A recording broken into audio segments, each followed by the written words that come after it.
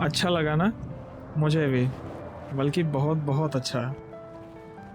अब तक तो आप समझ ही गए होंगे कि ये जो नज़ारे आप सभी देख रहे हैं, ये हैं लेह की खूबसूरत वादियों के। तो चलिए, मैं आपको ले चलता हूँ इन खूबसूरत वादियों के सफ़र में, और साथ ही साथ रास्तों की मुश्किलों, बर्फ़ से लदे पहाड़, टूटे हुए रास्ते, इन सब से भी आप सभी की मुलाकात करवाऊंगा। तो चलिए, आप सभी मेरे इस सफ़र में मेरे साथ, मेरे शहर लखनऊ से लेह तक।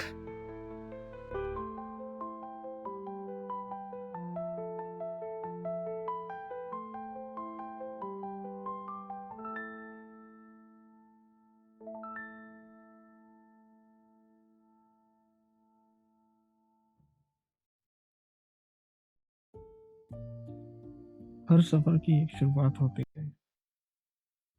मेरी शुरुआत किसी माउंटेन पास से नहीं हुई थी। मेरी शुरुआत घर के गेट से हुई थी। सुबह 5 बजे घर के बाहर सब खड़े थे।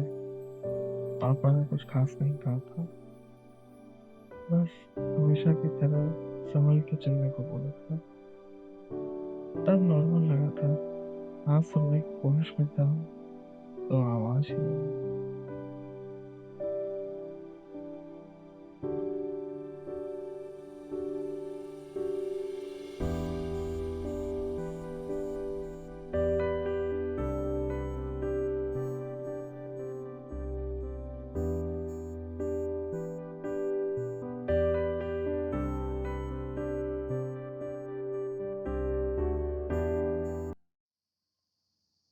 एक अजीब सी बात थी। इतने बड़े सफर पर निकल रहा था, लेकिन अंदर से उतना एक्साइटेड महसूस नहीं कर रहा था जितना सोचा था। काफी टाइम तक समझ ही नहीं आया कि ऐसा क्यों हो रहा है। लखनऊ छोड़ते वक्त बड़े मंगल चल रहे थे।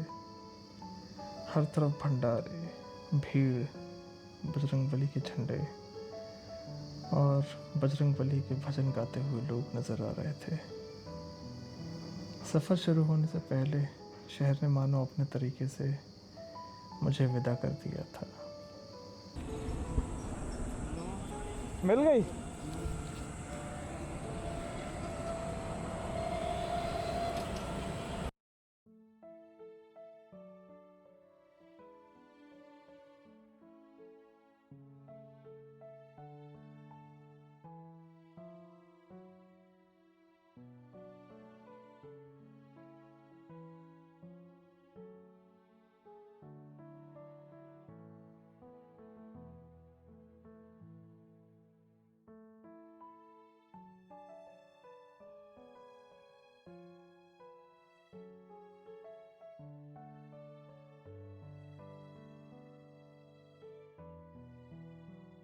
और फिर सफ़र धीरे धीरे शुरू हो गया।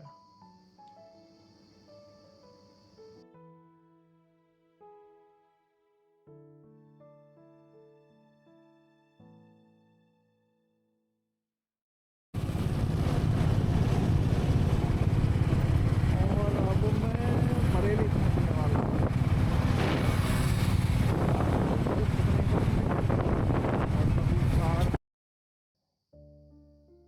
मौसी जी को गुजरे 2 साल से ज़्यादा हो गए हैं।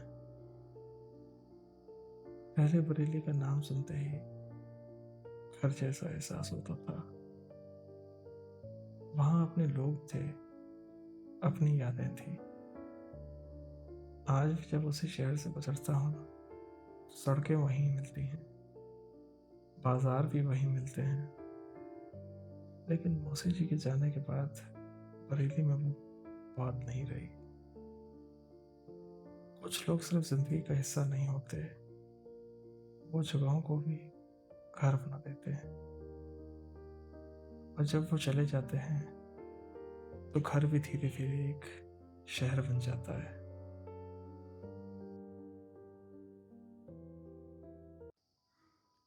और जब मैं इन सब बातों में खोया हुआ था, तब मुझे एक और झटका लगा।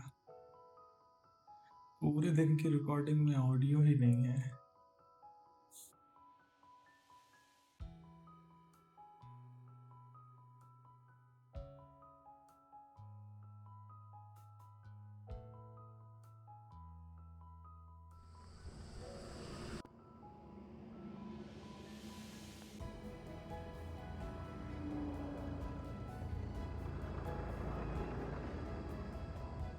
फाइनली इतनी जद्दोजहद के बाद मैंने माइक कनेक्ट कर लिया। कोई नहीं, ये कष्ट होते हैं।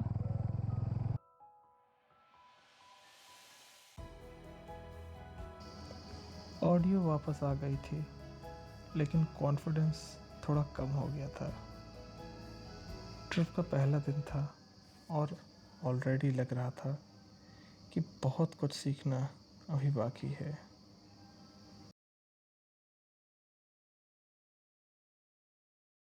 तो मैंने 260-62 किलोमीटर के आसपास मैं कवर कर चुका हूँ।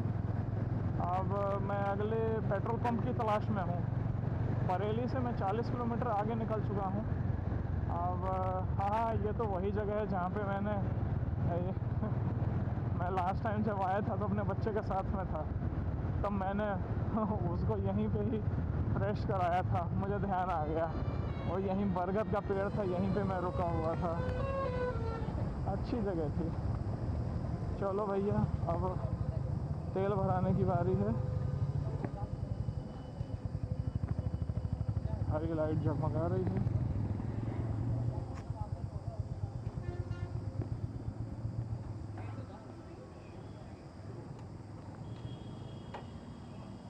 आ रहे हैं, इनको भर दीजिए तब तक।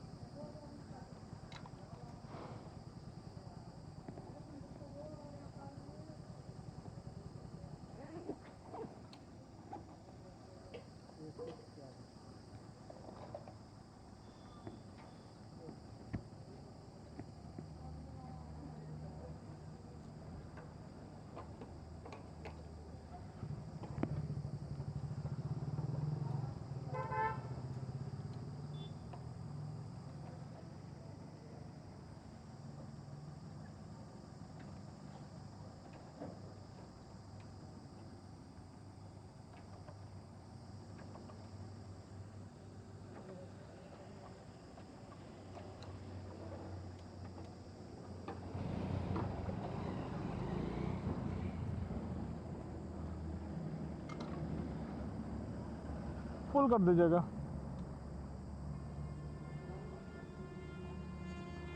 मतलब ऑटो कट कर दीजिएगा, जितना आ जाए उतने में छोड़ दीजिएगा। ठीक है।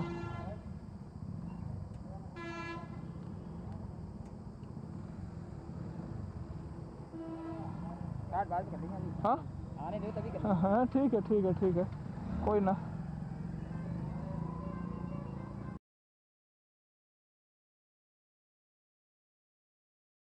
अपनी बात बताता हूँ कि आज मैं कैसा फील कर रहा हूँ।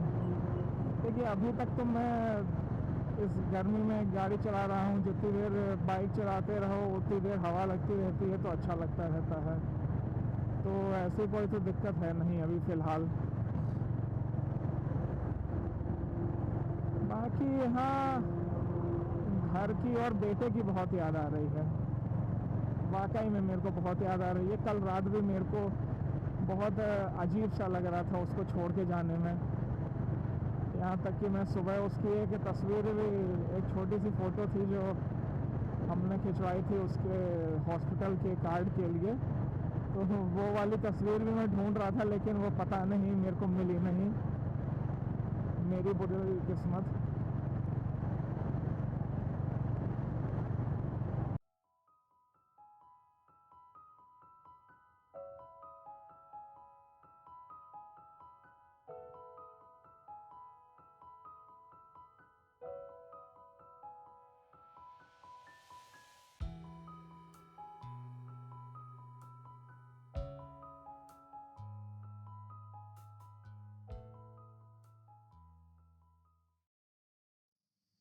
दिन खत्म होने लगा था और तब मुझे समझ आया कि मैं इतना एक्साइटेड क्यों नहीं था।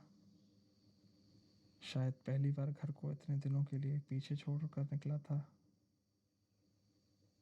लेकिन घर की याद पहले ही दिन साथ चल पड़ी थी। मुझे लगा था कि ये सफ़र लद्दाख तक का होगा। मुझे नहीं पता था कि ये सफ़र मुझे अपने बारे में ही बहुत कुछ सिखाने वाला है।